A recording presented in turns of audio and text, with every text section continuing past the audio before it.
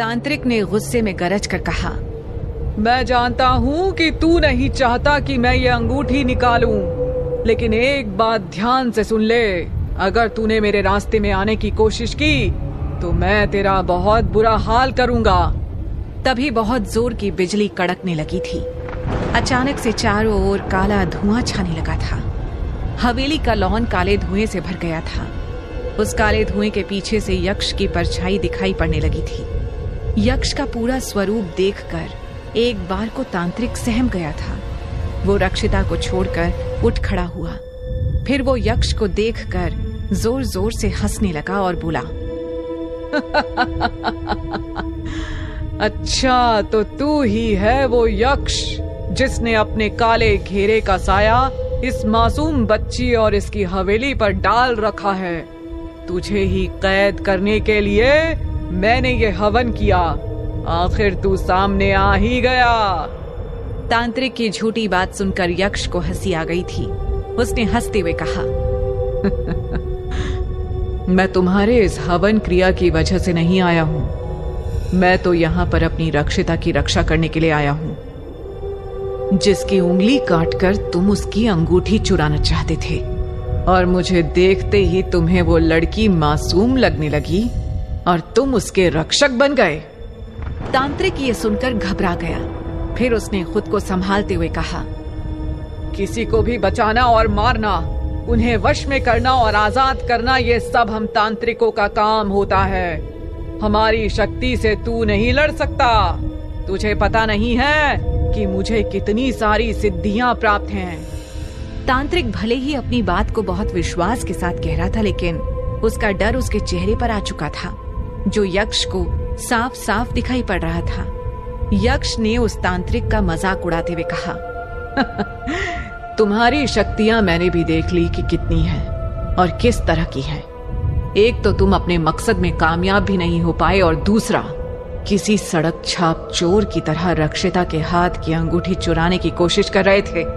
पर तुम्हें शायद ये मालूम नहीं कि तुम उसकी अंगूठी को कभी नहीं ले पाओगे। तुम ही क्या, इस दुनिया का कोई भी आदमी उसके हाथ से ये अंगूठी नहीं निकाल सकता। आई बात समझ में? यक्ष ने एक बार में ही उस तांत्रिक को उसकी औकात बता दी थी। अपनी चोरी पकड़े जाने पर तांत्रिक को बहुत गुस्सा आ गया। उसने चिढ़ते हुए कहा, क्यों नहीं चुरा सकता मैं ये अंगूठी? आखिर क्या है ऐसा इस अंगूठी में जो तुमने इतनी बड़ी बात कह दी? तांत्रिक की बचकानी बात सुनकर यक्ष ने मुस्कुराते हुए कहा, क्योंकि ये अंगूठी मैंने ही उसे दी है और ये उससे कोई नहीं छीन सकता। हम दोनों को और इस अंगूठी को सिर्फ मौत ही जुदा कर सकती है। यक्ष की बात सुनते ही तांत्रिक गुस्से से बौखला गया था। उसने चीखते हुए कहा, तो फिर तू अपनी मौत के लिए तैयार हो जा। मैं ही तेरा अकाल हूँ। देखता हूँ तू मुझसे कैसे बच सकता है। इतना कहकर वो अपने कमंडल में भरे हुए जल को हाथ में लेकर संस्कृत में मंत्र पढ़ने लगा। फिर उस जल को यक्ष पर छिड़कते हुए बोला, स्वाहा। जल के पड़ते ही यक्ष के शरीर में अजीब सा दर्द पैदा होने लगा। वो दर्द में कराहते हुए बोला, पाखंडी, ये तुझे नहीं करना चाहिए था। अब तुझे मुझसे कोई नहीं बचा सकता। ये कहते हुए यक्ष जमीन पर गिर गया। उसे देखकर तांत्रिक जोर जोर से हंसने लगा। उसे इस बात का विश्वास हो गया था कि उसने ये लड़ाई जीत ली थी। तांत्रिक ने अपनी विद्या के घमंड में आकर कहा, मुझे तुझे खत्म करने की सुपारी मिली थी। तू दर्द में यहीं तड़प।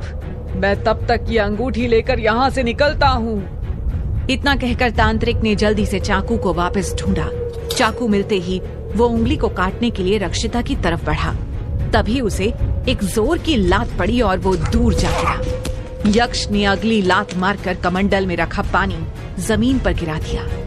पानी को इस तरह जमीन पर गिरते देख तांत्रिक जोर से चीखा, ये तूने क्या किया राक्षस? आज पूर्णिमा की रात में भी तेरी शक्तियां कम क्यों नहीं हो रही हैं? तुझ पर मेरी विद्या सही से काम क्यों नहीं कर रही? यक्ष ने तांत्रिक की किसी भी बात का जवाब नहीं दिया। वो बस गुस्से में तांत्रिक की तरफ धीरे धीरे बढ़ रहा था। जैसे ही यक्ष तांत्रिक के पास पहुंचा, उसने गर्दन से उसे पकड़कर हवा में टांग दिया। ऐसा करने से तांत्रिक की सांस फूलने लगी। वो अपने हाथ पैर पटकने लगा। यक्ष ने तांत्रिक को हवा में ऐसे उछाला जैसे वो कोई बॉल हो और तुरंत जमीन पर पटक दिया। जमीन पर गिरते ही तांत्रिक की चीख निकल गई। यक्ष ने तांत्रिक के सीने पर अपनी लात रख दी थी और उसे मसलते हुए बोला, अब तेरा ये खेल तमाशा सब खत्म। इतनी जोर से पटकने की वजह से तांत्रिक की पसलियां टूट गई थी। वो दर्द में छटपटाने लगा था। यक्ष गुस्से में पागल हो चुका था।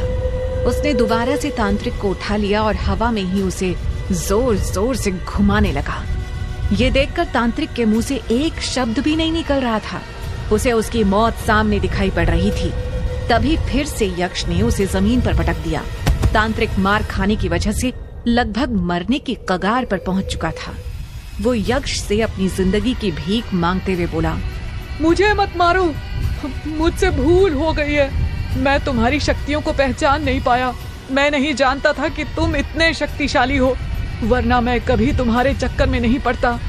मैं किसी को कुछ नहीं बताऊंगा, यहाँ से बहुत दूर चला जाऊंगा। बस मेरी जान बख्श दो। तांत्रिक हाथ जोड़कर बहुत तेज रोने लगा था। यक्ष भी अब ये समझ चुका था कि चाल अब पूरी तरह उसके पाले में है। यक्ष ने भारी आवाज में कहा, तेरी इस भूल की सजा सिर्फ मौत है। तेरा मरना तय है। तुझे अब जहन्नुम की आग में मैं खुद डाल कर आऊंगा। ये कहकर यक्ष तांत्रिक की तरफ बढ़ा। तांत्रिक अपनी मौत को सामने देखकर गिड़गिड़ाते हुए बोला, मेरी जान लेने से आखिर तुम्हें क्या मिलेगा? अगर मैं जिंदा रहा तो शायद तुम्हारे किसी काम आ सकूं। एक बार ठंडे दिमाग से सोच लो, मैं इतना भी गया गुजरा नहीं हूं कि तुम्हारे किसी काम ना आ सकूं। तांत्रिक को इस बुरे वक्त में जो कुछ भी सूझ रहा था वो सारे पैंतरे अपना रहा था। तभी यक्ष ने तांत्रिक के बालों को खींच लिया और गुस्से से दांत पीसते हुए बोला, तुझ जैसा कमजोर आदमी मेरे किसी काम का नहीं। बस अगर तू आसान मौत चाहता है तो मुझे ये बता कि तुझे यहाँ भेजा किसने।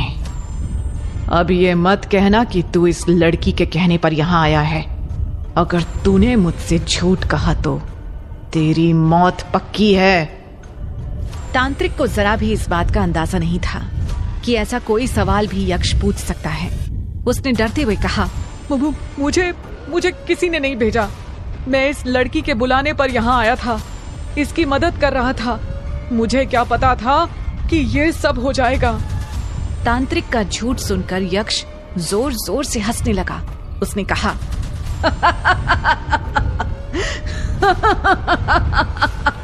मुझे पता है कि रक्षिता इस बंगले में अजीब सी चीजों को देखकर घबराई हुई है। इस वजह से मुझसे छुटकारा पाने के लिए उसने ये हवन करवाया होगा। पर मैं ये मानने के लिए तैयार नहीं हूं कि तुम यहाँ तक रक्षिता के बुलाने पर ही आए हो। तुम सच बताओ कि तुम्हारा असली आका कौन है? कौन है जिसने तुम्हें यहाँ पर मुझे खत्म करने के लिए भेजा है? कौन है वो आदमी जो मेरी सच्चाई जानता है? जल्दी बताओ, वरना इतनी गंदी मौत दूंगा जिसकी तुमने कल्पना भी नहीं की होगी। तांत्रिक ने जब ये सुना तो वो डर में पसीने से भीग गया। वो अपने डर को छिपाते हुए झूठ बोलने की कोशिश करते हुए बोला, मैं सच कह रहा हूँ। मुझे किसी ने नहीं भेजा। मैं तो यहाँ रक्षिता के बुलाने पर आया था। तुम चाहो तो इसे होश में ले आओ और इसी से पूछ लो। यक्ष तांत्रिक को अच्छे से समझ चुका था। उसका मुंह खुलवाना इतना आसान भी नहीं था। ये सब सोचकर उसने गुस्से में जैसे ही अपनी लात उठाकर तांत्रिक के सीने पर मारने के लिए आगे बढ़ाई, तभी तांत्रिक जोर से रोते हुए बोला, मैं सब सच बताता हूँ, पर उसके लिए तुम्हें मेरी एक शर्त माननी पड़ेगी। अगर मैंने तुम्हें उस शख्स का नाम बता दिया तो तुम मुझे यहाँ से जिंदा जाने दोगे। अगर तुम इस बात का वादा करो तो मैं तुम्हें उसका नाम बता सकता हूँ। तांत्रिक की बात सुनकर यक्ष ने कहा, नाम तो तुझे वैसे भी मुझे बताना ही पड़ेगा।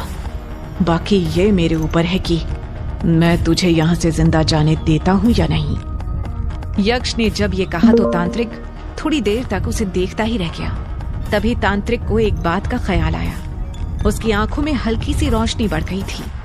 तांत्रिक ने थोड़ा आराम से कहा, तुम चाहो तो मेरा गला अभी घोट सकते हो, लेकिन मेरी मौत के साथ जिसने मुझे भेजा है उसका राज भी यहीं दफन हो जाएगा। अगर तुम ये जानना चाहते हो कि तुम्हारा इस दुनिया में सबसे बड़ा दुश्मन कौन है, जिसने तुम्हें खत्म करने के लिए मुझे यहाँ भेजा है, तो तुम्हें मुझे यहाँ से जिंदा जाने देना पड़ेगा, वरना तुम ये सच कभी नहीं जान पाओगे कि कोई है जो तुम्हें और तुम्हारी इस सच्चाई को अच्छे से जानता है।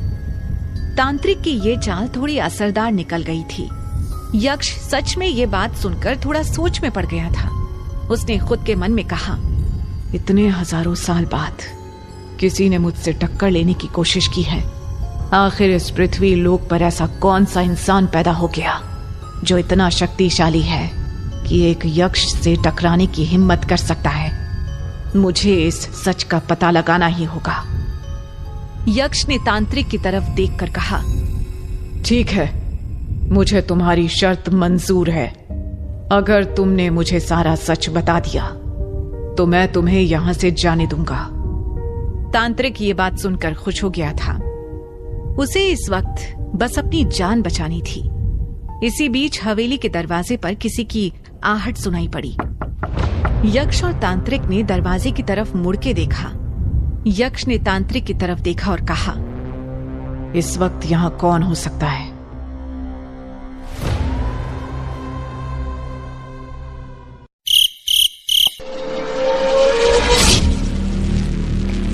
यक्ष अपनी शक्ति का इस्तेमाल करके ये जानने की कोशिश कर रहा था कि कौन है उस दरवाजे के पीछे, लेकिन तांत्रिक के पानी का असर अभी भी उस पर था, जिसकी वजह से वो अभी किसी भी शक्ति का इस्तेमाल नहीं कर सकता था। यक्ष ने सोचा, अगर मैंने इस तांत्रिक को ये बता दिया कि इस वक्त मेरी शक्तियां कमजोर पड़ रही हैं, तो जरूर ये कोई नया रास्ता निकाल लेगा।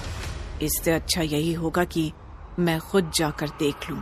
यक्ष धीमे कदमों से दरवाजे की तरफ बढ़ा। जैसे ही उसने दरवाजे पर लात मारी तो उसे पता चला कि ये सिर्फ हवा की वजह से हो रहा था। यक्ष वापस तांत्रिक के पास लौट आया और उसे घसीटते हुए बाहर लॉन में ले गया। वहां जाकर यक्ष ने तांत्रिक को धमकाते हुए कहा, बताओगे उसका नाम जिसने तुम्हें यहाँ भेजा है, या फिर मैं तुम्हें यहीं खत्म कर दूं? तांत्रिक ने हाथ जोड़कर कहा, मैंने कह तो दिया कि मैं तुम्हें बता दूंगा, फिर तुम मुझे क्यों बार बार मौत की धमकी दे रहे हो? अच्छा सुनो अब।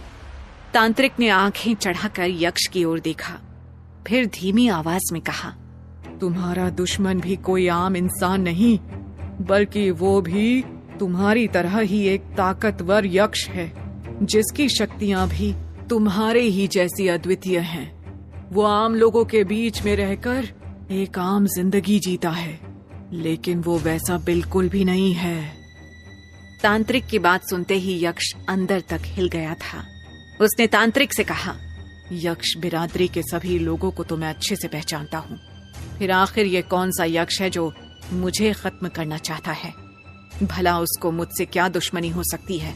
यक्ष की बात को सुनकर तांत्रिक जोर से हंस पड़ा था। उसने यक्ष को चिढ़ाते हुए कहा, जब दो लोगों की मंजिल एक हो तो आपसी टकराव तो स्वाभाविक सी बात है, इसमें नया क्या है?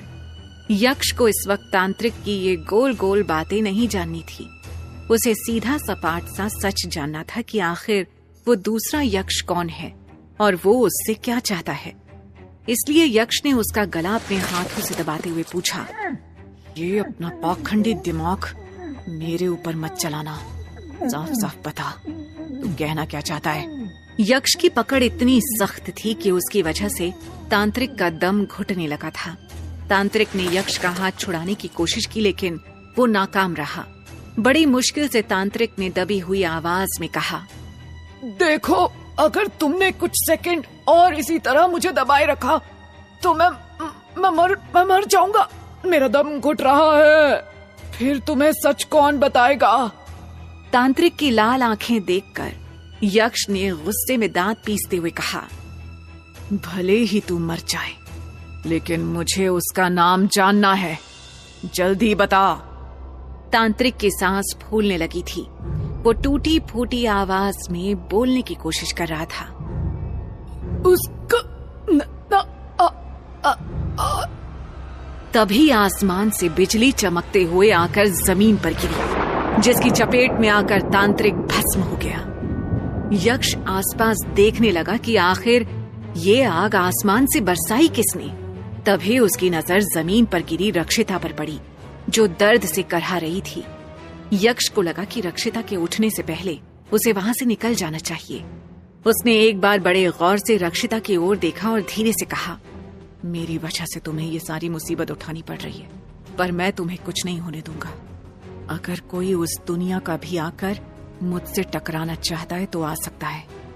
मैं भी देखता हूँ कि वो कैसे मुझे तुमसे अलग करेगा। यक्ष ऐसी हालत में रक्षिता को छोड़कर नहीं जाना चाहता था, लेकिन फिर कुछ सोचकर वो अचानक से हवा में कहीं गायब हो गया था। यक्ष के जाने के बाद धीरे धीरे रक्षिता को होश आने लगा था। जब रक्षिता ने अपनी आंखें खोली तो उसे महसूस हुआ कि उसके हाथ में बहुत दर्द हो रहा था। उसने करहाते हुए कहा,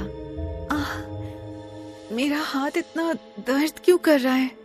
वो आसपास देखने लगी। जब उसे कोई नहीं दिखाई पड़ा तो उसकी नजर हवन कुंड पर पड़ी। उसने देखा कि वो पूरी तरह से बुझ चुका था।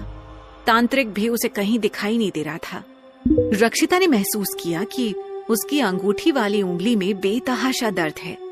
उसने खुद से कहा, ऐसा दर्द तभी होता है जब मैं जबरदस्ती अपनी उंगली से अंगूठी निकालने की कोशिश करती हूँ।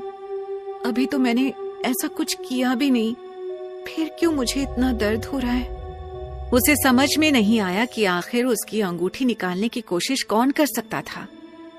वो खड़ी होकर तांत्रिक को आवाज देती है, बाबा, बाबा, आप कहाँ हो? जब रक्षिता को बहुत देर तक कोई जवाब नहीं मिला तो वो हताश हो गई। उसके बदन में अजीब सा दर्द उठ रहा था। उसे समझ नहीं आ रहा था कि वो घर कैसे लौटेगी। इधर दूसरी तरफ अब अक्षरा के सब्र का बांध टूटता जा रहा था। आधी रात बीत चुकी थी और रक्षिता की कोई खबर नहीं मिल रही थी।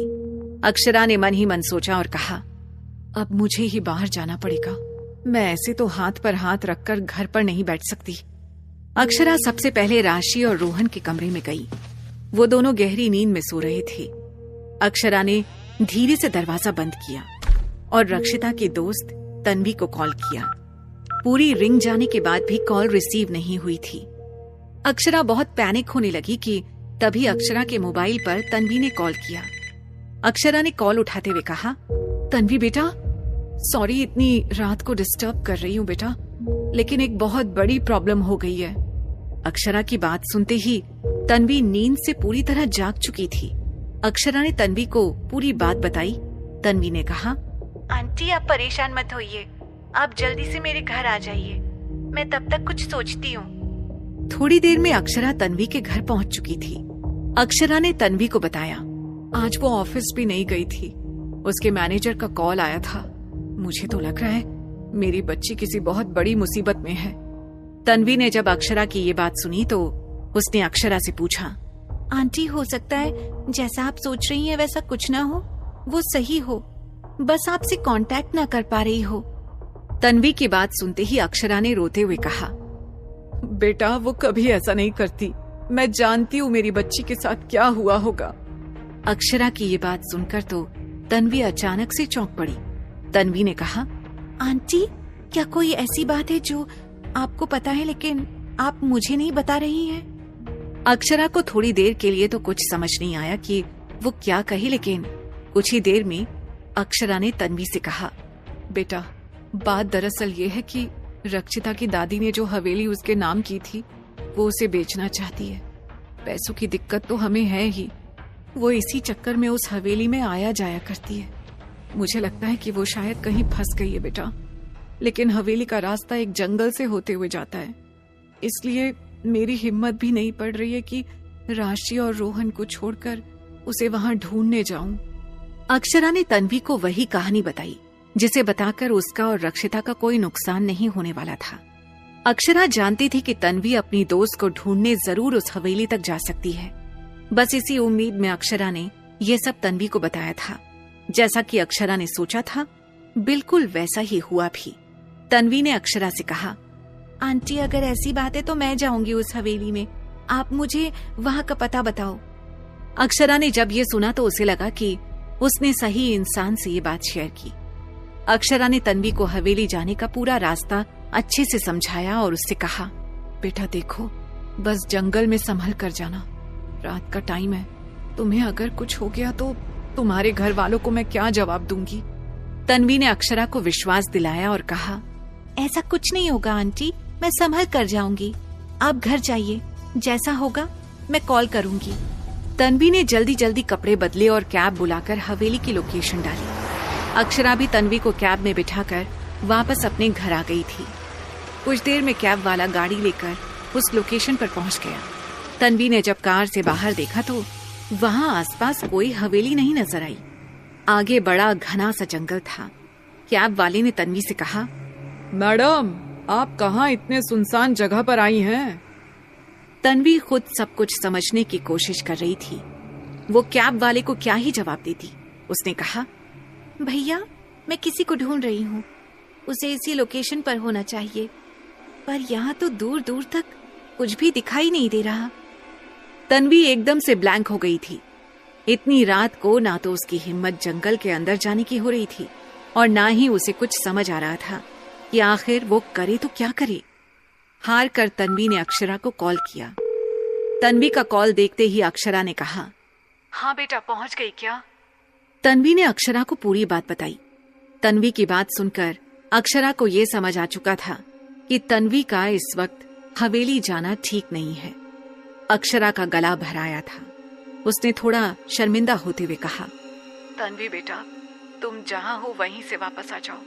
मैं जानती हूँ कि वो रास्ता खतरनाक है। मेरी किस्मत में जो लिखा होगा वो तो होकर ही रहेगा। मैं अपनी बेटी को ढूंढने के चक्कर में किसी और की बेटी की जान खतरे में नहीं डाल सकती। तन्वी ने अक्षरा की सारी बातें सुनी और कहा, आंटी आप परेशान मत होइए, मैं देखती हूँ कि मैं क्या कर सकती हूँ। तन्वी की बात सुनकर अक्षरा ने उसे डांट लगाई और कहा, मैं तुमसे जो कह रही हूँ वो करो, तुम तुरंत वहाँ से वापस आ जाओ। मेरी मत्ती मारी गई थी कि मैंने तुम्हें वहाँ भेजा। मैं स्वार्थी हो गई थी। तुम्हें मेरी कसम है, तुम लौट आओ, सुबह देखेंगे कि क्या कर सकते हैं। तन्वी अब अक्षरा की बात को टाल नहीं सकती थी, इसलिए वो वापस उसी कैब में बैठ गई और कैब वाले से कहा, भैया जहाँ से आए थे वहीं वापस ले चलो। इधर रक्षिता दर्द से बुरी तरह करा रही थी। उसमें इतनी भी हिम्मत नहीं थी कि वो वहां से निकलने की सोच सके। तभी हवेली के दरवाजे पर एक कार की रोशनी पड़ी। उसने देखा कि एक आदमी कार की रोशनी में चलते हुए उसकी तरफ बढ़ता हुआ आ रहा था। उसने अपने आप में बुदबुदाते हुए कहा, आखिर इस टाइम यहाँ पर कौन आ सकता है?